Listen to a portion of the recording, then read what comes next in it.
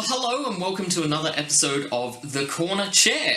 We're going to take another dive into Modern this week, and we're going to play some Elemental Tribal. I do apologise about no video last week, had a bit of a long week, so yeah, just took the week off, but we should be back to weekly videos again now. And we're going to kick it off. We're going to continue the Tribal theme. We might do a couple more Tribal videos, see how we go. And yeah, this is my brew of Elemental Tribal. So let's check it out, shall we? Alright, to start off with, we've got our Elemental Lords in Incandescent Soulstoke and Creeping Trailblazer. Both of them have upsides. The Trailblazer can pump itself in the late game, and the Soulstoke can put an Elemental from my hand onto the battlefield. Very useful, gets around counters that effect. These are our Pseudo-Lords. We have Metallic Mimic.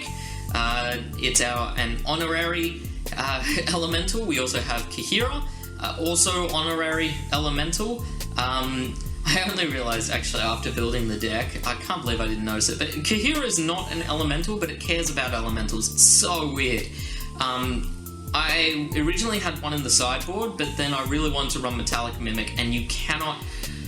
Metallic Mimic, even though it is an elemental, it isn't an elemental. Anyway, yeah, I was just having it as a free roll, and then it ended up in the main deck, so yeah, it gives it vigilance. It's a nice little effect. Yeah, I don't know whether it was worth it or not, but yeah, we'll see. Anyway, that's our Pseudo-Lords. We also have Thunderkin Awakener. This is one of the main reasons to play Elementals, because Thunderkin can keep getting them back from the graveyard. And that's really valuable because we have a whole bunch of elementals that are really good. The best one is Lightning Skelemental. It just, when it deals damage to a player, that player discards 2 cards. So it's like empties our opponent's hand really quickly, makes it really hard for them to keep up with us. Yeah, it's a really powerful card. And just 6 damage in and of itself, tramply, hasty damage, just hard to deal with. We also have these cards that we often get back with Thunderkin. So Spite Bellows is just repeatable removal. If we can keep getting it back every turn, we swing for 6 damage with it, and then it dies and does 6 damage to a creature. It's just really powerful loot.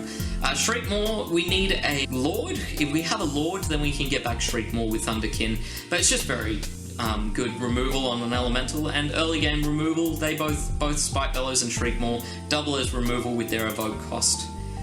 We also have Flamekin, which helps us tutor up our elemental. So whichever elemental we need in a given situation, whether it's one of these ones, or possibly Fulminator Mage to blow up a land, yeah, it just gives us a lot of ability to find whatever elemental we want.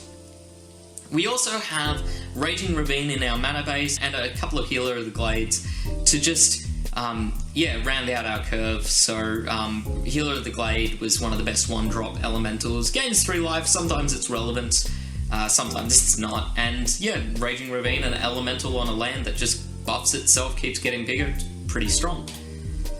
The reason we're in green is for Collected Company, so that we can get a couple of our creatures out in 1 card. It's a very good card advantage. We also have Village Rites, which works really well with both the Lightning Skelemental and the Thunderkin Awakener, and a whole bunch of these cards that make us sacrifice our elementals, including the Evoke. So we can get the Evoke trigger, and then we can sacrifice it in response to the Evoke trigger, which is really powerful. So just a way to churn through our deck, keep pulling cards.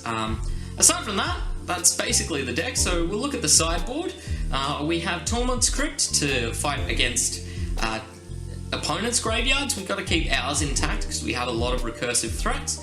1 Damping Sphere, a couple of Weather the Storms, just really good against aggro or storm, with a couple of different matchups to bring it in on. A couple more Fulminator Mages to tutor up and deal with in certain matchups like Tron. Ingot Chewer destroys an artifact for 1 mana, and then we can recursive it with some of our little loops we talked about. A couple more Shriekmaws, and 3 Veil of Summoners to protect against targeted discard and counterspells. So that's the deck. Let's see how we go. And I'll see you in a bit to talk about the deck in full. Alright, match 1 with the Elemental Tribal. Pretty decent hand, building towards Collected Company. Our opponent plays a land, passes, we get a Trailblazer down. Our opponent looks to be blue-white control. We don't have a third land, but we do have the second Trailblazer, so we're going to swing in here for 3 damage. Our opponent Detention Spheres, getting both of our Trailblazers, that seems pretty good. We didn't crack the fetch because we wanted to draw another land. We didn't, so we just play a Lord and pass. Our opponent plays a Teferi, bounces our Lord, and that's a bit frustrating, but not the end of the world, because now we get to play a Collected Company. We get a Thunderkin and a Lord, and so we can actually take out their Teferi, which is nice. They get a land. Our opponent then thinks for a bit and plays a Batterskull. That seems pretty good here.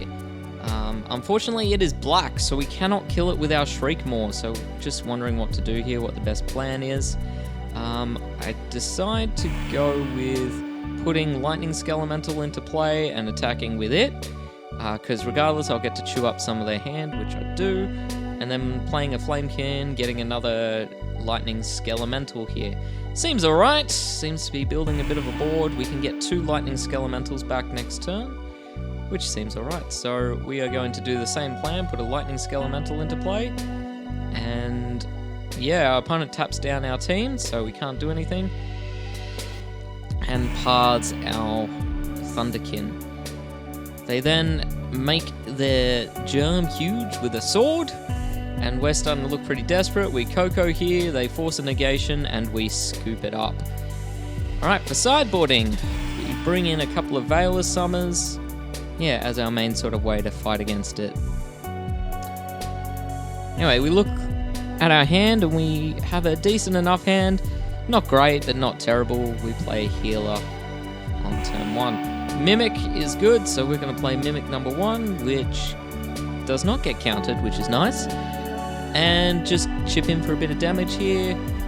Our opponent leaving up 2 mana. We are going to play Mimic number 2 here, which is really nice. Our opponent just ambush vipers our Mimic with a Snapcaster, but then they pass the turn, which is good. They Ether Gust. We put it on the bottom of our library. We want to keep drawing lands to try and get to this Coco. Anyway, we just keep chipping in for damage here. They Stoneforge to get a Batterskull, and then... oh no, they get a sword, and then On Thin Ice gets rid of our Metallic Mimic. They block, we get a bit of damage in. We Flamekin Harbinger, and we get a Lightning Skelemental. At the very least, we can cast that. So we play our Lightning Skelemental, which promptly gets countered, and we chip in for a bit of damage. They play a second Stoneforged, and we draw another Lightning Skelemental, which is really good, because we swing in and do a ton of... well, not a heap of damage, but enough. They've got the Batterskull out, which is not good for us. They then put some protection on the Batterskull. It's looking pretty over at this stage. We draw some cards. We're not going to scoop because we have the Coco, and that could just get us back in the game. So we're going to play the Coco here, which gets countered, and that is game. So we scoop the match there. Alright, on to the next one. Alright, again we keep a hand that leads towards Coco in match number 2, and start off with a Flamekin Harbinger, getting... not sure what here. I think I just get a 2 mana play so I can at least curve out a little. It looks like we're facing Blitz here with the Soulscar Mage, so we play our Trailblazer and we swing in here, which they take. Alright, our opponent plays a land, swings in, we are definitely not blocking that, and they Lava Dart our Harbinger and play a second Soulscar Mage. Alright, we're at 3 mana here, so we're just going to evoke the Spite Bellows to kill one of their Soulscar Mages, which seems like a good play, and swing in for a little bit of damage. Our opponent is just going off here a bit, lots of drawing, does a lot of damage that turn. We get to Collected Company, let's see what we hit. We get a Lord and Thunderkin, we swing in, Thunderkin triggers, we will get back the Spite Bellows, which can shoot down their creature. Now this is a great little loop here. We get Spite Bellows back every turn with Thunderkin, and yeah, we can just keep shooting down their creatures every turn. So unless they can kill the Thunderkin, yeah, we're doing pretty well here. Again, they're going off. They find a Swift Spear. They pump it a little bit. Basically, we're just going to block this. They know it, and we go to sideboarding. All right, so we're going to bring in Weather the Storm. We're going to bring in Weather the Storm, Damping Sphere, and Shriekmaw. We're just going to take out a bunch of random things that aren't great in this matchup. All right, our opponent leads with Swift Spear. Seems a good start for them. We're going to lead with a tap land, doing nothing on turn 1. Double Swift Spear, lots of damage already. We're already down to 14 on turn 2. But we're going to evoke a Shriekmaw here and kill one of their creatures. We have plenty of removal in hand, so this is actually really good for us, having all the removal in hand. But, however, their turn 3 is insane. They just do an insane amount of damage in turn 3, so yeah, I'm not sure if we can come back from this. We can't! They have a Lava Dart. We fetch to kill ourselves. We don't do any changes to sideboarding for game number 3. This one, we got a little bit of life gain in hand, so we're keeping. And we play a Mimic on turn 2 to be able to pump our creatures, which seems alright. They kill the Mimic. I'd rather the Bolt go at the Mimic than our face. Okay, so we're gonna probably play a Skelemental here. We do, in fact, and try and just strip their hand, particularly as it seems like they're stuck on one land, which isn't great for them. We're going to Coco here and see what we get. We get double Mimic, which is always pretty good. And then our opponent is still stuck on one land, so we're going to go to our turn here. They managed to get a land off the light off the up the stage and kill a Mimic. We play a Healer of the Glade and a Flamekin Harbinger. We're able to get a Thunderkin Awakener for next turn, which will allow us to keep getting back the Skelemental. It's kind of a key card in this matchup. We're just going to chump block here. There's no real point trying to letting extra damage through and keeping our things alive. So we play a Healer of the Glade and a Thunderkin Awakener. We attack with the Thunderkin and get back Lightning Skelemental to empty their hand. They Lava Dart the Lightning Skelemental, which I saw coming. Anyway, we're looking pretty good here. They do get a Bedlam Reveler to refill their hand, and they actually have a fairly decent board here. We double block their Swift Spear just to try and make sure we can kill it. They Lava Dart one, and yeah, they Lava Darted the wrong one, I think, in the end. But we do kill their Swift Spear. Double Thunderkin is really good here. We're going to get back both of our creatures, and the Harbinger lets us tutor up the Spite Bellows so that we can continue doing removal. Hopefully that means that that's just game now. We can just keep getting back Spite Bellows every turn. So we're going to cast Spite Bellows here and kill the Bedlam Reveler, and then we're going to swing in with both, and with Thunderkin we'll get the Spite Bellows, and that's enough for them to concede the matchup. On to the next one. Alright, we mulligan early in match number 4 technically. I'll talk about that in the end. And yeah, we look to be up against a blue-white control deck again. So we're just wanting to curve out here. Opponent mana leaks. We chip in for 1. We chip in for 1 again. Have no play here because we've got the basic forest out, so we can't play the Skelemental. Alright, we can play the Skelemental now, so we do that. And then it gets pathed straight away, which isn't great for us, because we want to be able to get that back with Thunderkin. This Shriekmaw in hand isn't looking great, so we play Thunderkin, leaving up Village Rites in case they try and kill it. So they Snapcaster for Path. They'll Path it, so we will Village Rites it to draw some cards. We do get a Lightning Skelemental, which is nice. But there's no point playing that right now. We fetch end of their turn and just crack the Peatland. Alright, we play Lightning Skelemental and we get in. They try to path it. Again, we Village Rites it. They Force of Negation our Village Rites, which seems pretty rough, but at least our Skelemental is in the graveyard. Alright, we crack our Peatland, play a Creeping Trailblazer, and chip in for 2. Our opponent has done a good job of staving off damage here. They draw some cards. Yeah, it seems to be a tough matchup, the controlling matchup. They just have lots of removal, lots of counters. They play Jace the Mind Sculptor, and that seems pretty bad for us. They Mystic Sanctuary back a path. We Collected Company end of turn to try and... Or is this in our turn? No, start of our turn. to try and hit something. But it does actually mean that we have enough damage to take out this Jace, hopefully. Opponent opts and then pards our Thunderkin, which isn't great, but we can accidentally skip through our combat phase and scoop it up. I'm going to call that a tactical scoop. We couldn't beat the Jace anyway. Alright, we're bringing Veil of Summer in over a couple of Kahiras and a random 1-drop, and that'll do. Again, we mulligan, and it's not a great starting hand. A couple of Lords, but not much else. It was better than going to 5. Our opponent does not much, we do not much, and eventually we get to turn 3 where we start trying to play things, and our opponent starts countering things. This seems pretty familiar. We try to play things, we actually get a Lord, that's great, but then they terminus our Lord. Haha. Alright, so we play a Flamekin Harbinger, we can tutor up a Lightning Skelemental, and then we're going to play a Fulminator Mage, which... Does that survive? No, it does not. We don't really want it, so we're putting it on bottom. They play a Jace again and get rid of our tutor. That seems pretty rough here. Jace seems pretty good against our tutoring, but we're going to kill it here with our Manland. Our opponent, plays a second Jace, so we're going to try the same thing again. Activate our Manland and kill the Jace. But they have a path, so we will Village Rites to fizzle the path so we actually get some draw off it. But beating this Jace now it's down seems pretty tough. It's going to depend if this Lightning Skelemental can resolve. It resolves. Can it attack? It cannot. It gets pathed.